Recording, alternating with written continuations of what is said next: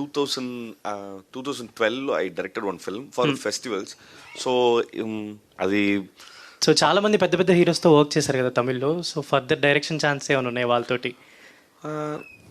I never tried directing a star because it's a huge responsibility and it needs so much mental stability. నాకు అసలు అంత ఇప్పుడు అంత exposure ఏమి కాదు.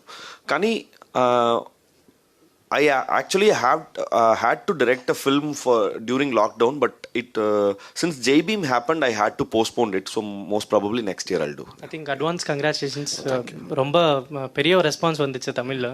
అండ్ మీరు ఇప్పుడు యాక్చువల్లీ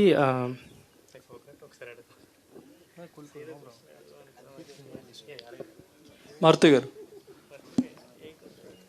మీరు దర్శకుడిగా ఎన్నో ప్రేమ కథ చిత్రాలను అందించారు తెలుగు వారికి.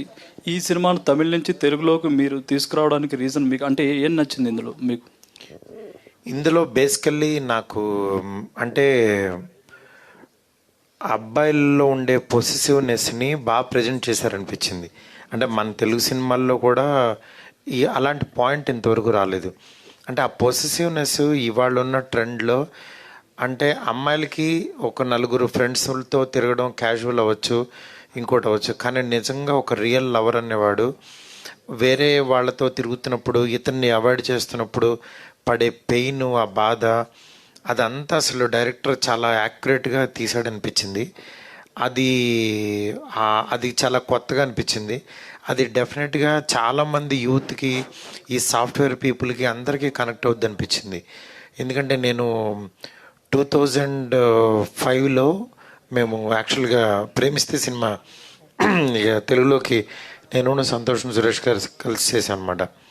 అప్పుడు అంతే కాదల్ సినిమా అప్పుడు నేను ఫిల్మ్ అరవింద్కి కో ప్రొడ్యూస్ చేసినప్పుడు దాని తర్వాత కాదల్ సినిమా దాని నుంచి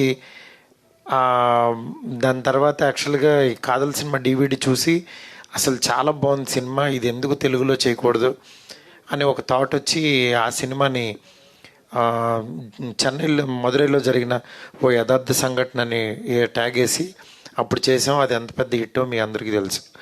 దాని తర్వాత అట్లాగా మళ్ళీ తమిళ్లో రాగా చాలా మంచి సినిమాలు తీస్తున్నారు.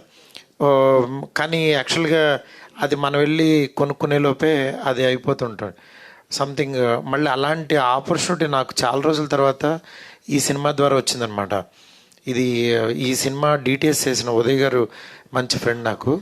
ఆయన ఫోన్ చేసి సార్ ఒకసారి సినిమా చూడండి, మీకు నచ్చితేనే చేయండి అంటే చూసిన తర్వాత ఎగ్జైటెడ్ అనమాట.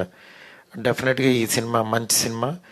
మన పేరని కాదు, ఆడియన్స్కి కూడా మన థాట్ ప్రాసెస్ ఇలా ఆలోచిస్తాడు, ఇతనికి ఇది నచ్చుతుందని అనేది కూడా ఒకటి ఇందులో మా స్వార్థం కూడా ఉంటుంది.